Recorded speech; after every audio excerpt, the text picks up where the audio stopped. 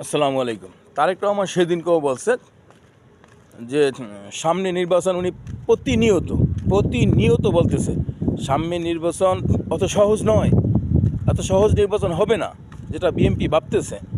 তারেক রহমান সরাসরি বলছে, বারবার বলছে, প্রতিটা ভাষণে তিনি বলতেছে, সর্বসময় লাইভ এসে বলতেছে যে আপনারা যা ভাবছেন সামনের নির্বাচন অত সহজ হবে না, অত সহজ নয়, এখানে কঠিন সমস্যার সম্মুখীন হইতে হইব দলগুলাকে। আমি তো সেটাই দেখতেছি এখন, এবং এটাই তো বাস্তব।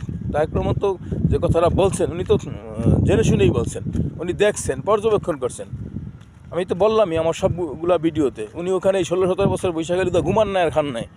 উনি দল নিয়ে চিন্তা করছেন, দল নিয়ে ভাবছেন, ওনার কোনো ঠিকমতো রাতবেলা ঘুমাইছে? উনি বারবার করে বলছেন যে বন্ধ করো, তোমরা এগুলো বন্ধ করো, বড় দল করিও না, আর এই বড় দল করে দলকে নষ্ট করো না।